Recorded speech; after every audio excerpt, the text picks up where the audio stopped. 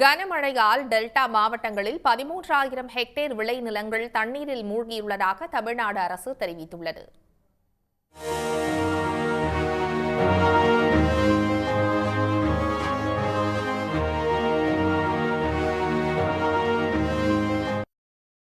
தஞ்சை, திருவாரூர், நாகை, மயிலாடுதுறை, கடலூர் உள்ளிட்ட டெல்டா மாவட்டங்கள் மட்டுமன்றி ராமநாதபுரம், திருவண்ணாமலை உள்ளிட்ட மாவட்டங்களிலும் கனமழையால் பயிர்கள் பாதிப்புக்குள்ளாகியுள்ளன.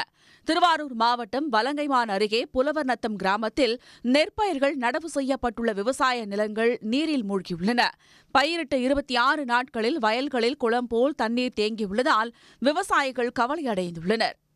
இந்த ஒரு 3 நாளாக கனமழை காரணமாக இந்த 26 நாள் ஆகுது இந்த பயிர் இது பண்ணிட்டு 26 நாள் பார்த்தீங்கன்னா இந்த பயிர் பார்த்தீங்கன்னா இதுக்கப்புறம் இதோட நீங்கள் பார்த்தீங்கன்னாவே தெரியும். இந்த வேறு பார்த்தீங்கன்னா எல்லாமே ஒரு மஞ்சள் நிறத்தில் ஒரு அழுகுன நிலையில் இருக்குது. நீங்கள் பார்த்தீங்கன்னா தெரியும். இது எல்லாமே ஒயிட்டாக இருக்கணும் மஞ்சள். இதுக்கப்புறம் இது எல்லாமே அழிவு போச்சு.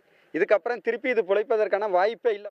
தஞ்சை மாவட்டம் உக்கடை பகுதியில் தண்ணீரில் மூழ்கியுள்ள விளைநிலங்களை அமைச்சர் பன்னீர்செல்வம் ஆய்வு செய்தார். அப்போது அழுகிய பயிர்களை அமைச்சர்களிடம் காட்டிய விவசாயிகள் உரிய நிவாரணம் வழங்குவதுடன் வடிகால் வாய்க்கால்களை போர்க்கால அடிப்படையில் தூர்வாரவும் கோரிக்கை விடுத்தனர்.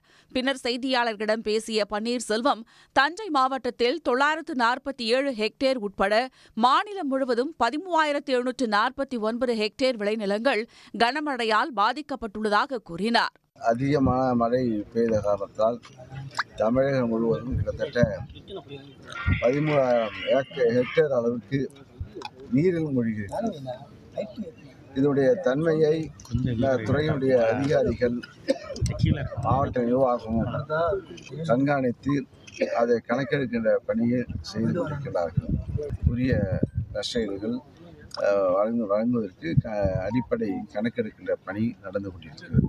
தஞ்சாவூர் மாவட்டம் கீழையூர் கிராமத்தில் நன்னன்குளம் நிரம்பி உபரி நீர் வெளியேறியதால் 50 ஏக்கர் சம்பா பயிர்கள் மூழ்கிய நிலையில் அங்கு அமைச்சர் கோவி செழியன் ஆய்வு செய்தார். அப்போது ஏக்கருக்கு 30,000 வரை செலவு செய்து பயிர்கள் வளரும் பருவத்தில் முற்றிலும் பாதிக்கப்பட்டுள்ளதால் உரிய இழப்பீடு வழங்க வேண்டும் என விவசாயிகள் கோரிக்கை விடுத்தனர். வடிகல்ல சுட்டு முழு பயிர் அழுகி போச்சுது. ஒரு ஏக்கருக்கு 30,000-40,000 செலவு பண்ணியிருக்கோம். இன்ன வரை எந்த நடவடிக்கை எடுக்கணும் அதிகாரிகள் சொல்லிட்டு அதிகாரி மூலியமாக நடவடிக்கை எடுத்துக்கிட்டு பார்த்துக்கிட்டு இருக்காங்க. அதை பார்த்து எங்களுக்கு ஆவணம் செய்யுமா வேண்டுமா கேட்டுக்கொள்ளும். நாகை மாவட்டம் வேதாரண்யத்தில் வண்டல், குண்டூரான்வெளி, வடக்கு வெளி, அவரைக்காடு உள்ளிட்ட பகுதிகளிலும் ஏராளமான சம்பா பயிர்கள் நீரில் மூழ்கியுள்ளன. தலைஞாயிறு பகுதியில் தண்ணீரில் மூழ்கியுள்ள பயிர்களை அமைச்சர் அன்பில் மகேஷ் பொய்யாமொழி ஆய்வு செய்தார். பின்னர் பேசிய அவர், மாவட்ட நிர்வாகம் மூலம் நிவாரணம் வழங்க நடவடிக்கை எடுக்கப்படும் என்றார்.